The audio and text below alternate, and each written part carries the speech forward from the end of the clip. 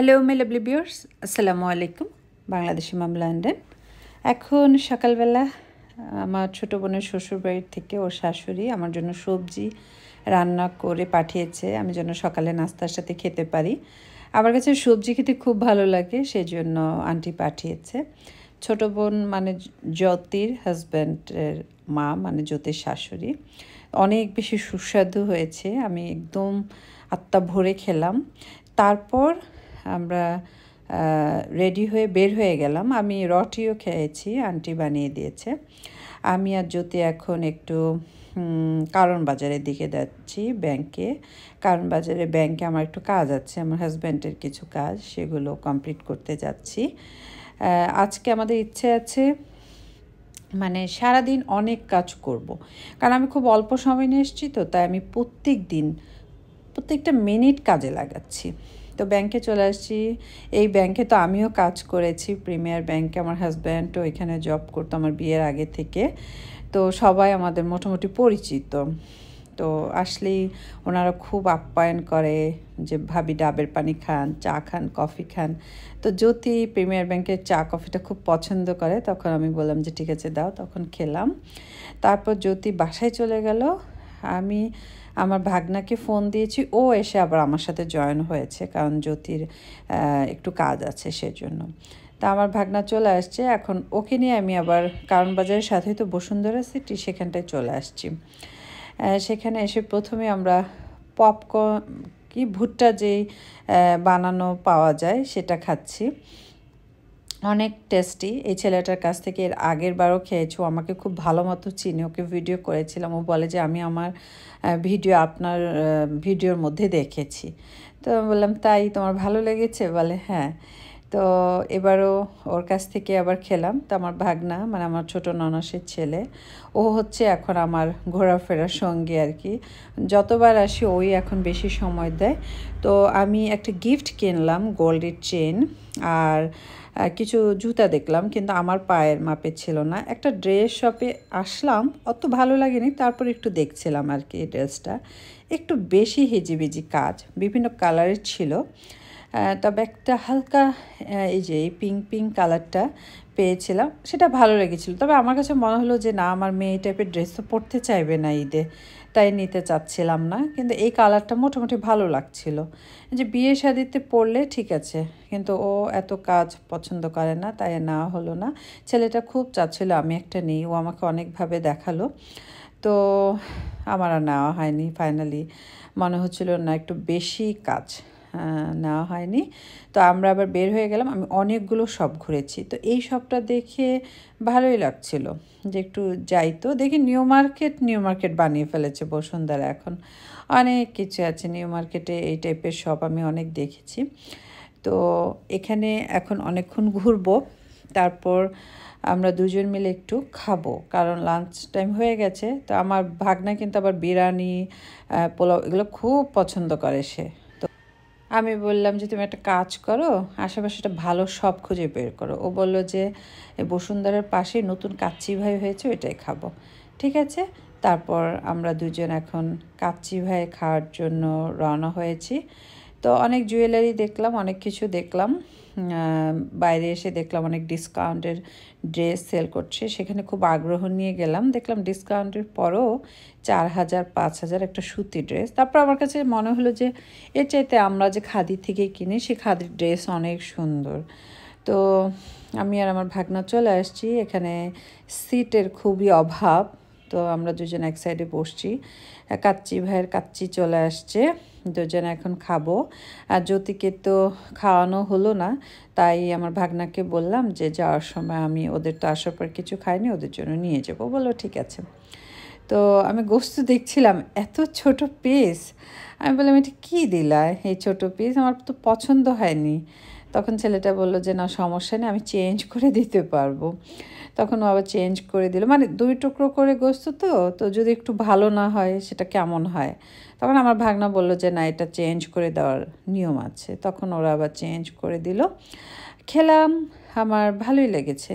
কাচ্চি ভাইয়ের কাচ্চি তো এর আগের বার আমার বোন আমাকে খাইয়েছিল, আমার ভাগনা, আমার বোন, আমরা একসাথে খেয়েছিলাম, খুবই মানে ভালো লেগেছিল। এবারও খেলাম, তবে এবার খুব বেশি মনে করলাম যারা কিনা সুলতান বা কাচ্চি ভাই যেটাই হোক খেতে গিয়ে বেলি রোডে আগুনে পড়ে মারা গিয়েছিল, তাদের কথা খুব মনে হয়েছে যে আল্লাহ, ওরাও তো আমাদের মতো আশা নিয়ে টেবিলে বসে খাচ্ছিল, খুব বেশি কষ্ট হচ্ছিল। তো আমরা দুজন বের হয়ে গেলাম খাওয়া দাওয়া শেষ করে। এখন আমরা রোড ক্রস করে আমরা একটা রিক্সা নিয়ে নিলাম। রিক্সা নিয়ে কারণ বাজারের উপর দিয়ে এখন যাব। তারপর যেতে যেতে চিন্তা করব যে আর কী করা যায়। আসলে মানে অল্প সময় নিয়ে আসলে হয় কি সারাটা দিন এভাবে কাটানো যায়। এখন আমি যেহেতু বাচ্চা কাচ্চা নিয়ে আসতে পারিনি, সেজন্য আমার নিজের মতো করে আমি কাটাতে পারছি। তো রাস্তায় যেগুলো দেখি না, ফুটপাত, এই যে হলি ক্রসের সামনে দিয়ে যাচ্ছি, আমার অনেক ভালো লাগছে, অনেক বেশি ভালো লাগছে এগুলো দেখতে। মনে হয় যে সেই স্কুল লাইফে, স্কুল ছুটির পর কিন্তু আমরা ঠিক এইভাবেই রিক্সা দিয়ে বাসা যেতাম। তখন 3 টাকা রিক্সা ভাড়া ছিল, সেই রিক্সা ভাড়া বাড়তে বাড়তে এখন 30-40 টাকায় চলে আসছে। তো মানে সেই স্মৃতিগুলো সব মনে পড়ে। বিয়ের পরেও তো এখানেই শ্বশুরবাড়ি ছিল তেজকুনি পাড়াতে, তো বিয়ের পরের দিনগুলো এখান দিয়ে হেঁটেছি, বিয়ের আগের দিনগুলো এখান দিয়ে হেঁটেছি, স্কুল লাইফ এখান দিয়ে পার করেছি, সব কথাই মনে পড়ছিল।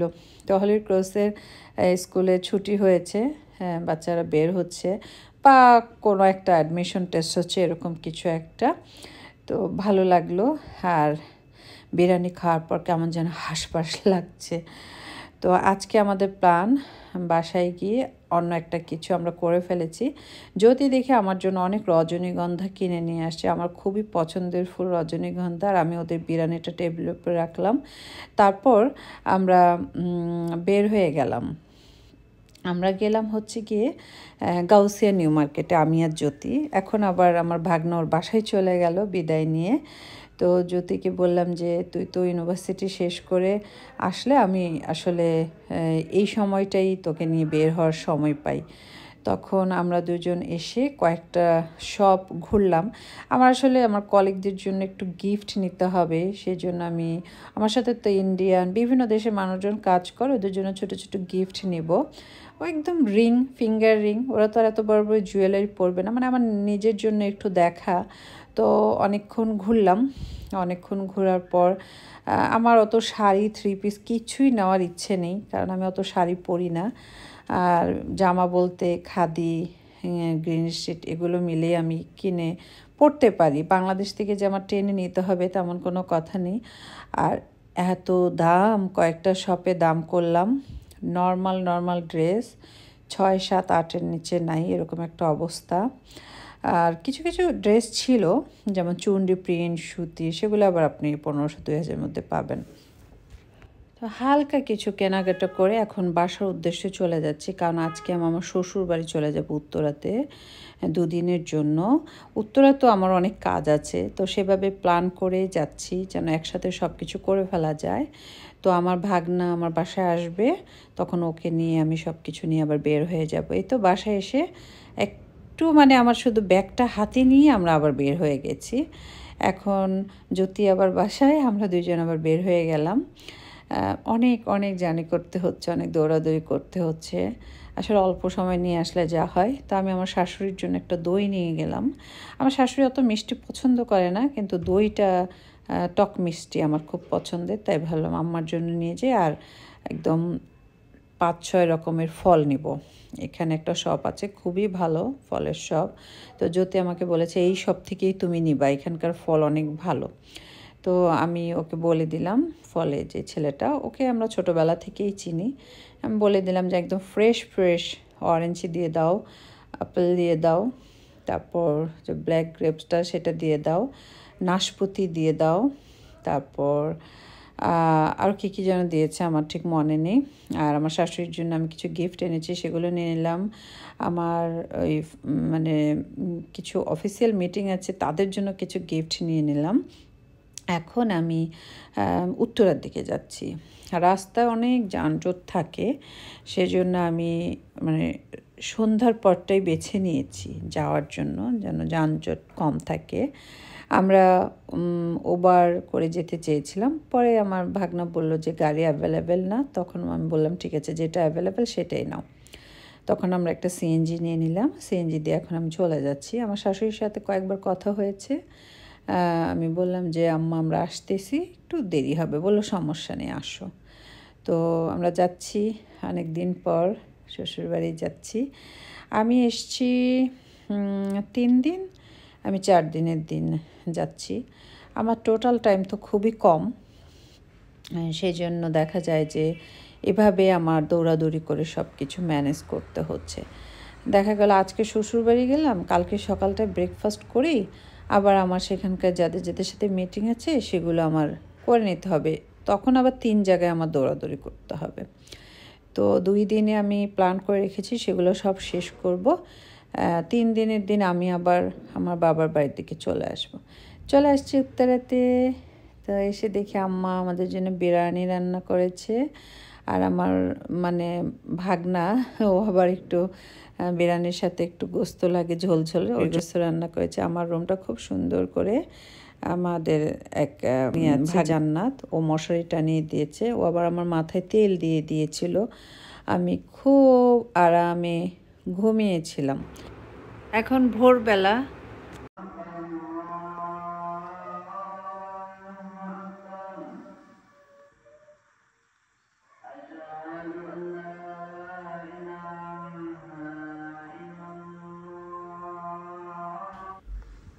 সকালবেলাটা উঠেই ফ্রেশ হয়ে তারপর বারান্দায় চলে আসলাম। আমার শাশুড়ির অনেক রকমের গাছ আছে, সেগুলো দেখছিলাম। লেবু গাছে এত বড় বড় লেবু, অনেক রকমের গাছ। আমার অনেক ভালো লাগছিল, বারবার আমার শ্বশুরের কথা মনে পড়ছিল যে এই বাসায় এসে শ্বশুরকে কতবার দেখেছি। কয়েক বছর ধরে আব্বা চলে গেছে পৃথিবী ছেড়ে, তো তাকে দেখতে পাচ্ছি না, তবে তার স্মৃতিগুলো খুব মনে পড়ছে। লেবু গাছ দেখছি, দেখেন লেবু গাছে কত লেবু। তো এই যে একটা বাসা হচ্ছে, এই বাড়িটা একটা স্টোরি শুনলাম আমার শাশুড়ির কাছে, আমার অনেক বেশি খারাপ লেগেছে। বাড়িটা ডেভেলপারকে দিয়েছে, অনেক সুন্দর ফ্ল্যাটে কাজ হচ্ছে। তো সকালের নাস্তা করে ফেললাম, তারপর রুটি বুয়া বানিয়ে দিল। তো সেই আপার হাতের রুটি খেয়ে আমাদের অনেক, আমার বিশেষ করে আম্মা তো সবসময় খায়, জান্নাত খাবে না চা, আমার কাছে অনেক বেশি ভালো লেগেছে। তো আমরা কিছুক্ষণের মধ্যে আবার বের হয়ে যাব, আমি আর আমার ভাগনা তো ছোট মানুষ, আদ্রিতার সমান, সে মোবাইলেই বেশি ব্যস্ত থাকে, বাচ্চাদের যা হয় আর কি। আমার শাশুড়ি কিন্তু খুবই নিট অ্যান্ড ক্লিন, এত সুন্দর করে বাসাটা ক্লিন করে রাখে, আমার অনেক ভালো লাগে। আমার সেই 23 বছর আগের ফার্নিচার, এগুলো দেখলে মনে হয় গত মাসে কেনা হয়েছে, এত সুন্দর করে মানে গুছিয়ে রাখে। আমার শাশুড়ির কাছ থেকে কিন্তু আমি অনেক কাজ শিখেছি, সত্যি কথা। তো আমার জন্য অনেক দোয়া থাকবে, আল্লাহ যেন ওনাকে নেক হায়াত দেয়, সবসময় যেন আমরা বাংলাদেশে এসে দেখতে পারি আর কি। ভাগনার আমি বের হয়ে গেলাম, আমাদের কয়েকটা অ্যাপয়েন্টমেন্ট আছে সেই জন্য।